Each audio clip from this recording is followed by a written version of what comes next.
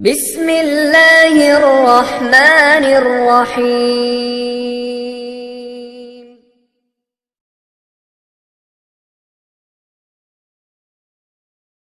نجاشی کہاں پر رہتا ہے؟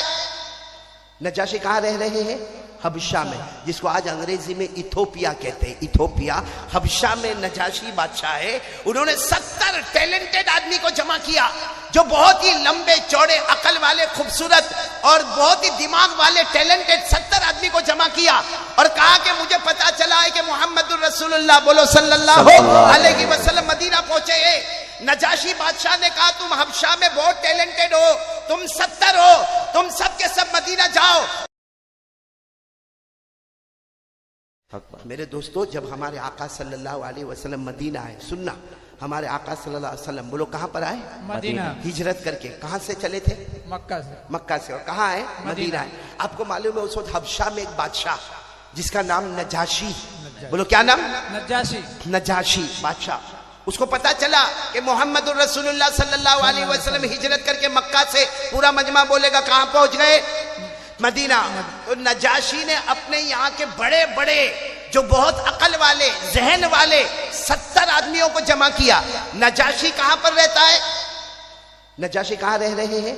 حبشہ میں، جس کو آج انگریزی میں ایتھوپیا کہتے ہیں۔ ایتھوپیا حبشہ میں نجاشی بادشاہ ہے۔ انہوں نے 70 ٹیلنٹڈ آدمی کو جمع کیا، جو بہت ہی لمبے چوڑے عقل والے، خوبصورت اور بہت ہی دماغ والے ٹیلنٹڈ 70 آدمی کو جمع کیا، اور کہا کہ مجھے پتا چلا ہے کہ محمد الرسول اللہ، بولو صلی اللہ علیہ وسلم، مدینہ پہنچے ہیں۔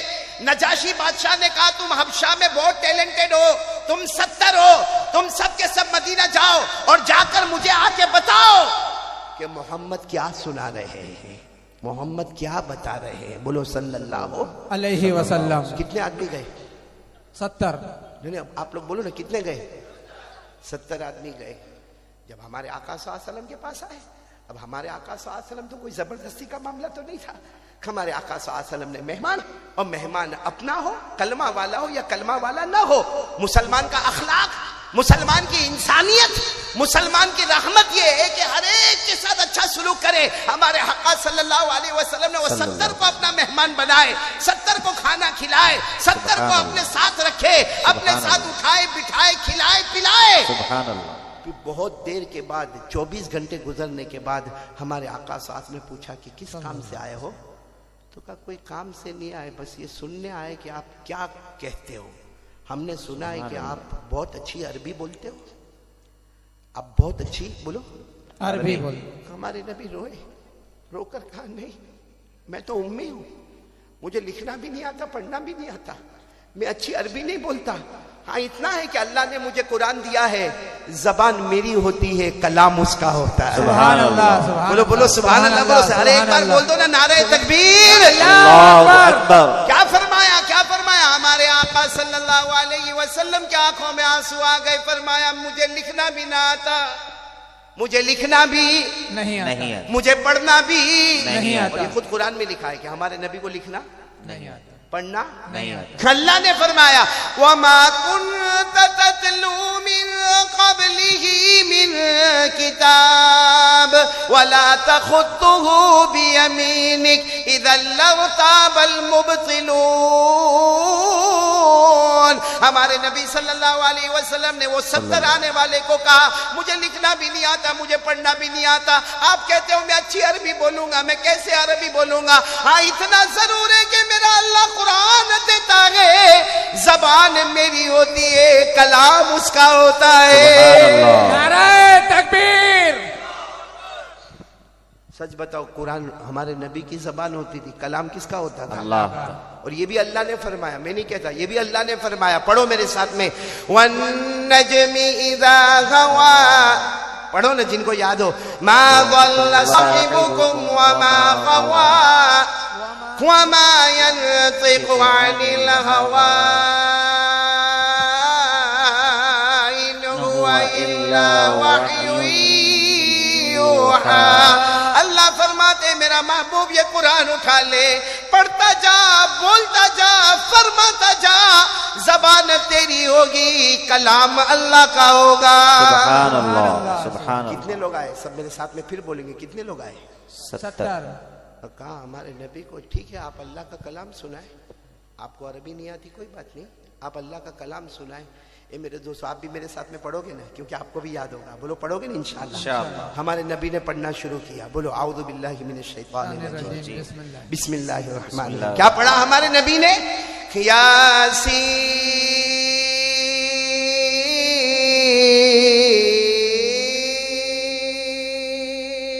والقرآن الحکیم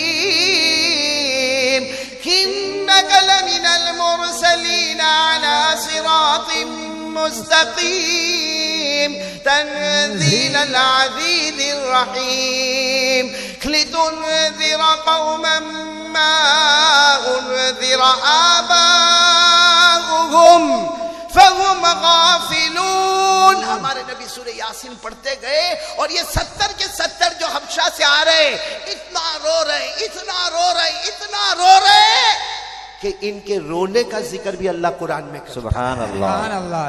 یعنی آنے والے رو رہے ہیں نا، اس کو بھی اللہ قرآن میں بیان فرماتا ہے۔ پارہ نمبر 7 آیت نمبر 1، بولو پارہ نمبر 7 آیت نمبر 1 پڑھو نا جن کو یاد ہو۔ وَإِذَا سَمِعُوا مَا أُنزِلَ إِلَى الرَّسُولِ تَرَى أَعْيُنَهُمْ تَفِيضُ مِنَ الدَّمْعِ مِمَّا عَرَفُوا مِنَ الْحَقِّ يَقُولُونَ رَبَّنَا آمَنَّا فَاكْتُبْنَا مَعَ الشَّاهِدِينَ۔ اللہ تبارک و تعالیٰ فرماتے یہ قرآن نازل ہوا، سورہ یاسین پڑھی گئی، ان کے آنکھوں میں آنسو آ گئے، اور آپ کو معلوم ہے 70 کے 70 یوں آنکھوں میں آنسو تھے۔ کہا مصطفیٰ ہاتھ بڑھاؤ، ایمان قبول کرنا چاہتے ہیں۔ سبحان اللہ، سبحان ایک ہی مجمع میں سورہ یاسین کو سن کر 70 کی زبان پر بولو کنود والے، اشہد ان لا الہ الا اللہ واشہد ان محمد رسول اللہ۔ ارے میرے کنود والوں، وہ 70 آئے تھے، انہوں نے سورہ یاسین کو سنا، پوری سورہ یاسین نہیں سنی، بولو پوری سورہ یاسین نہیں سنی، یاسین کی چند آیتیں سنی، ان کے دل پر اثر کر گیا، ایمان قبول کر گئے۔ ہمارے گھر میں کتنے قرآن ہیں؟ ہمارے گھر میں کتنے قرآن ہیں؟ کنود میں کم سے کم ہر گھر میں 3 قرآن تو ہوں گے، ارے ہاں یا نہیں؟ تو وہاں سورہ یاسین کی 3 آیتیں انقلاب لاتی ہے، ہمارے گھر کے 3 قرآن کیوں انقلاب نہیں لاتے؟ کیوں نہیں لاتے؟ کیونکہ ہم قرآن پڑھتے ہی نہیں ہیں، ہم کو قرآن صحیح آتا ہی نہیں ہے۔ یہ پورا مجمع بیٹھا ہے، ہم سے بڑا غدار کون ہوگا؟ ہم کو موبائل کے بارے میں سب کچھ معلوم ہے، ہمارا موبائل کا اسٹیٹس ہمیں معلوم، موبائل کا فیس بک ہمیں معلوم، ہمارے موبائل کا سارا آبجیکٹ ہمیں معلوم ہے۔ میرے پیاروں معاف کرنا، کنود والے، اللہ کو حاضر ناظر رکھ کر بتانا، زینا ہوتا ہے ہمارے موبائل میں، زینا ہوتا ہے ہمارے موبائل میں، چوری ہوتی ہے ہمارے موبائل میں، جھوٹ بولا جاتا ہے ہمارے موبائل میں، کسی کو بلیک میل کیا جاتا ہے ہمارے موبائل میں، الزام اور تہمت لگایا جاتا ہے ہمارے موبائل میں۔ ارے میرے پیاروں، ہماری ماں کو گھر سے نکالا جاتا ہے موبائل کی وجہ سے، ہمارے باپ کو دھکا دیا جاتا ہے موبائل کی وجہ سے، پب جی کھیلا جاتا ہے موبائل میں، ایپیسوڈ دیکھا جاتا ہے موبائل میں، ننگی عورتوں کو دیکھا جاتا ہے موبائل میں، ننگی عورتیں گھانٹتی ہے وہ دیکھا جاتا ہے موبائل میں، رات کو 3 بجے تک ہمارا موبائل بزی رہتا ہے۔ اللہ کی قسم، جو قوم موبائل کے پیچھے ایسے دیوانی ہوگی، ان کا ایمان کب سلامت ہوگا؟ افسوس۔ بلکہ میرے کنود والوں، اگر میں کہوں تو غلط نہیں ہوگا، ہمارے سماج میں اگر طلاق ہوتی ہے نا تو اس کی وجہ بھی موبائل بے شک ہے۔ صحیح کہہ رہا ہوں غلط کہہ رہا ہوں؟ صحیح فرما۔ تو قرآن کب پڑھیں گے ہم لوگ؟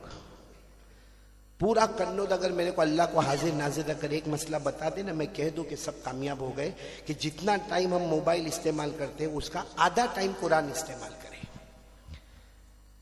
بھائی صبح سے ہمارا موبائل بزی ہوتا ہے، رات کو 3 بجے تک ہمارا موبائل بزی ہوتا ہے، تو جب موبائل صبح سے لے کے رات تک 3 بجے تک بزی ہوتا ہے، چلو میں نے مانا کہ آپ 8 گھنٹہ موبائل 8 گھنٹہ بھی چھوڑو، آپ 4 گھنٹہ موبائل استعمال کرتے ہوں گے تو 2 گھنٹہ کوئی قرآن پڑھتا ہے؟